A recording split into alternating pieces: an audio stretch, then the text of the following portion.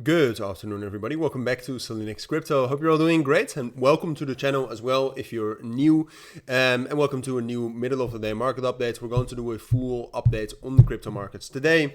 So I wanted to start off with fundamentals, aka news. Then we'll talk a little bit about economic data coming out this week. It's now Wednesday, but we're getting closer and closer to Friday. On Friday, we have a lot of major economic data. All right, and on Thursday, by the way, some as well with the balance of trade, PMI. Services PMI, and then on Friday we have the unemployment rate and non-farm payrolls. Those matter a lot. All right, so that's a little bit of preparation for the rest of the week that I wanted to talk about here at the beginning. Then we'll talk about Bitcoin. Bitcoin is still ruling the markets, as you can see. It's a little bit weaker than most altcoins at this point of time. Ethereum is actually doing quite well.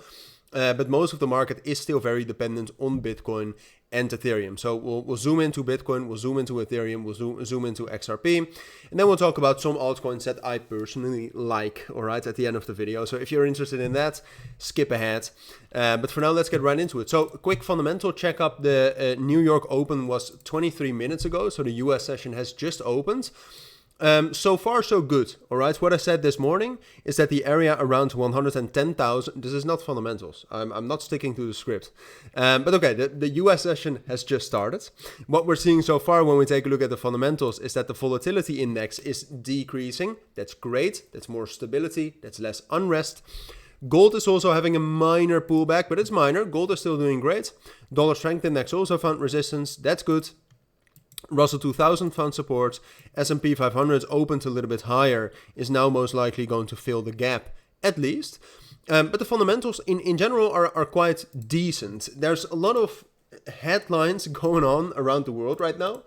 And those do matter, right? I mean, I just saw a headline come in talking about, what is it? I mean, there was this headline about so Putin and Zelensky. There's a lot of fundamentals going on with Russia, Ukraine, with the Federal Reserve. Look, I think it's enough to take a look at the markets, right? I don't think you should follow all the headlines. I'll do that, and I will translate everything in the technicals and in my videos to you. All right. I would not recommend you to follow all the headlines. That's what I'm doing at this point of time, and it's not amazing. But okay, so those are the fundamentals. That's a bit of a quick overview of all the relevant fundamentals, the data, the headlines.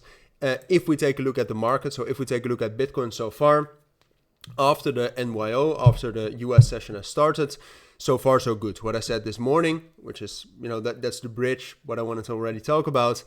What I said this morning is that the crucial level that we needed to hold if we actually wanted to see a continuation into 112,500, and then potentially later into 114.5 thousand, which are the two main next price targets.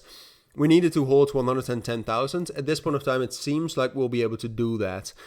We've had quite a lot of volatility in the last 25 minutes. Volume has also increased quite a bit, but so far, the volume is resulting in a green candle and not even getting close to 110,000. So what that means is that, after a sudden drop after the NYO, Bitcoin was bought up relatively quickly, and we have a pretty decent buffer here to the downside, which we can fall down into to grab further liquidity and grab further support. So I think we're fine, and I've been telling you this for the last couple of days.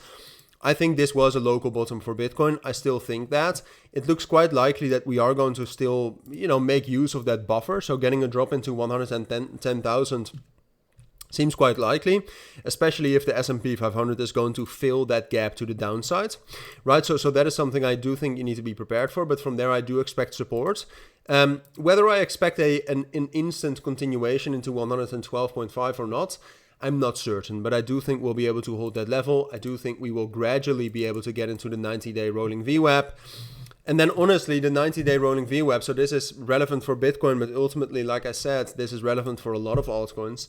90-day rolling VWAP is going to be tough to break above. I would love it if we were able to break above that, because if we're able to break above the 90-day rolling VWAP, I'm pretty certain we can head all the way for 118,000. And that's great for Bitcoin. But you can imagine how great that is for altcoins as well.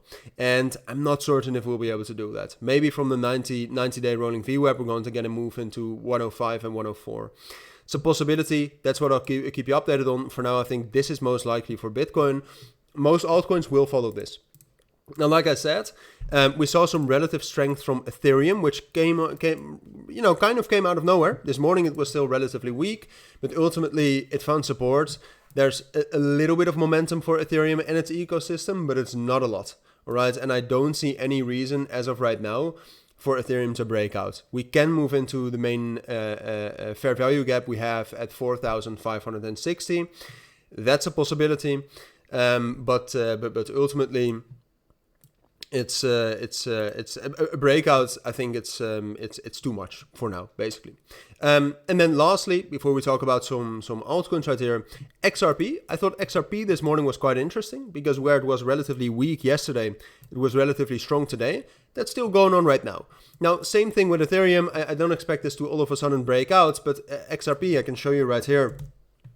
XRP is actually doing some pretty good things here on the lower time frames. It's gaining in stability over the course of this morning and the early afternoon. It also gained some strength, and after the NYO, it has done pretty good, and it's very close to breaking above the 90-day and the 7-day rolling VWAP all at once. Which, if we're able to do that, that's a great sign of strength. That's a great sign of stability, and from stability we can get a move up. All right, so XRP I'm actually quite excited about, or well, excited is a big word, but I'm quite positive about XRP, but I'm positive about the entire market right now, regardless of short-term pullbacks.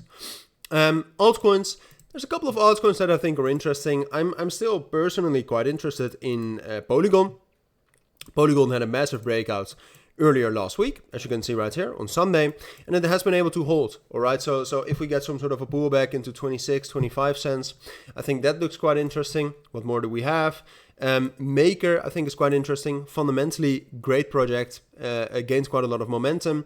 I need to see some more, technical confirmation before buying into this, but it's quite interesting. And then last but not least, this is a bit of a smaller project. It's called Walrus. It's based on the Sui ecosystem. And this gained a lot of momentum this morning, and it's in the middle of the range. So this could turn into something interesting, but I do want to stress before everybody buys into this blindly that it is very interesting what we're seeing right here. It's different, but it's much too early to jump to conclusions, and I think too early to enter as well. But keep it on your watch list. Those are my thoughts for now regarding the fundamentals, Bitcoin, Ethereum, XRP, and some altcoins. I will keep you updated on all the circumstances. I will be doing a live stream later tonight, so hopefully I'll see you there. But that's it for now. Thank you for watching. Take care, and bye.